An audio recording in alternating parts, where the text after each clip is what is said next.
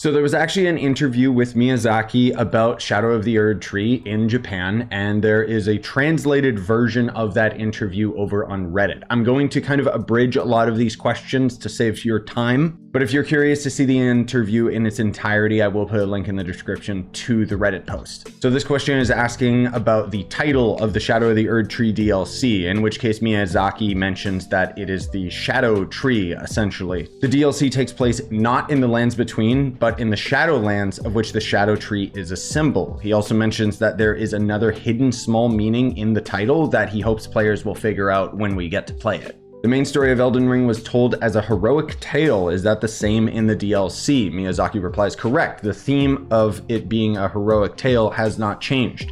The character, Mesmer, that is shown in all of the key art is a good example because he is just another hero. The chair Mesmer sits upon is the same as the ones shown in the fight with Morgott, the Omen King, in the main title. He is on the same level as characters like Godric, Malenia, Radahn, Rykard, etc., and is referred to as a child of Marika. Another thing that we wanted to know about is about the volume of the DLC. So the ones for Dark Souls 3 and Bloodborne were released in about a year, so the expectations for this one are quite large. Miyazaki says, sorry to keep you waiting, but speaking about the volume of the DLC, it is clearly larger when compared to Dark Souls 3 or Bloodborne. It is no mistake to say that this is our biggest DLC ever. I think that a lot of people are kind of concerned about the price point of the DLC, and they don't seem to realize that the defining difference between this DLC and any other DLC that they've done with Dark Souls, Bloodborne, and so on in the past is that Elden Ring is an open world game. And so this DLC is going to have a lot to cover rather than being more linear as with previous titles. What is the field like in the DLC? It is new, different from the field in the main title, but of course there is an open field, legacy dungeons, smaller dungeons.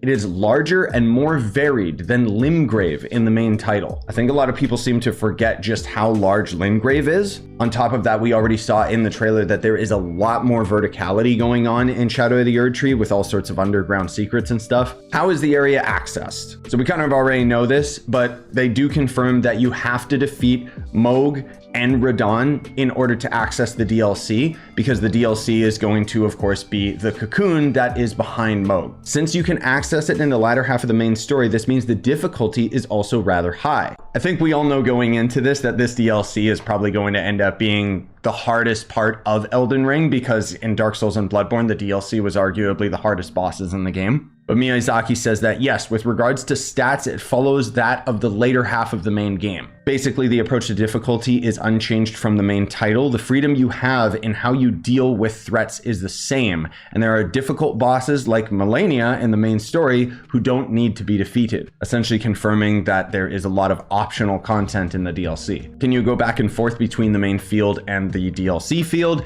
Yes, you can. You can just fast travel around. How will fast travel work? And Miyazaki confirms it's the same as the main game, where you discover Sites of Grace and that unlocks a fast travel point. Are there any new elements unique to the DLC? And Miyazaki says that there is an element of leveling unique to the DLC. Think of the attack power system in Sekiro. So separate from the original level system, there is an attack power that is only enabled in the DLC areas. This was introduced in order to give freedom to meet the threats mentioned earlier, so you can do something like explore other areas before going back to challenge bosses that are too strong the first time you fight them, allowing you to more easily experience this even in the high level range. On the other hand, by keeping your attack power low, you can also experience this challenge at a low level. So it's a bit ambiguous, but essentially it means that whether you're in Journey 5, 6, or 7 in my case, it seems like the DLC is going to have its separate difficulty scaling, maybe even separate level system. Personally, I wanted to go into the DLC with my main character so that I had the stats in order to interact with all of the different weapons, but there's a possibility that we'll have like just a separate self-contained experience in the DLC. Either way, I'm really excited for it, and I hope it means that I can actually like very easily play with you guys, because otherwise my main character is in Journey 7 and I'm pretty much just gonna be tackling the DLC alone. Are there any new weapons, magic, or incantations? Miyazaki says yes, many weapons, spells, weapon arts, etc. have been added. They are one of the main selling points of this DLC. especially weapons. There are 8 new weapon types being added, and of course there is going to be additions to the existing weapon types as well. There are a great number of weapons in the main title. Specifically, what kinds of weapons are there going to be added in the DLC? Miyazaki says, first of all, there are fairly classic large Japanese katanas known as the adachi, and others are reverse hand swords, the Gyakute Ken, I'm probably pronouncing that wrong, and more particular, highly novel ones. There is a little bit of an editor's note here for the translator, but I do want to point out that we did actually see these reverse grip katanas in the DLC trailer, and my god, they look beautiful. As a katana main on my first playthrough, I'm ecstatic. Miyazaki goes on to say that, for example, martial arts, if you imagine monks or dual offensive/defensive dueling shields or throwing daggers that change all attacks into throws, all weapons that we did end up seeing in the DLC trailer that myself and many others didn't know was a brand new weapon type.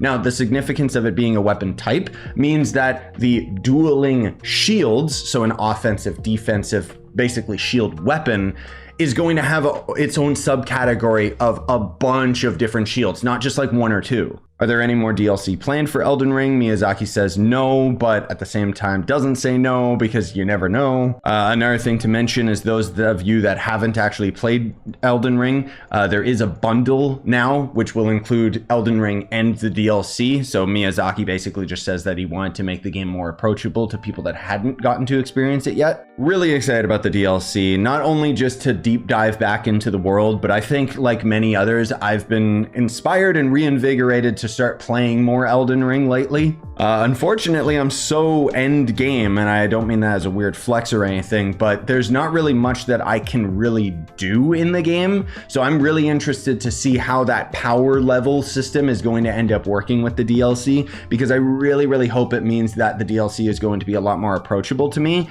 because I'm kind of scared at the idea of going into the DLC with New Game Plus 7. Obviously, there was a lot of questions that I ended up cutting the video around. More so, the questions were related to story stuff, which is really cool, and I'm interested in the Elden Ring lore, but I didn't think it was appropriate for this quick-fire interview video. I kind of pride myself on not wasting your guys' time like other people on YouTube that would probably end up making a 40-minute video of this. And any of those questions that you're more interested in, again, there's links in the description so that you can check it out. Lastly, and this is kind of just a personal thing that I wanted to share with you guys that I would recommend moving forward. We all know that nowadays the internet is just obsessed with spoiling things. I don't know how many times you'll literally see like bosses spoiled in thumbnails for video games that you're playing. So what I'm going to do from this point forward is I'm not going to consume any more Elden Ring DLC content. This means that as we get closer to release, if there's new trailers, I'm not going to look at them. And if some of the more regular content creators that I enjoy start covering the Elden Ring DLC, talking about how awesome it is,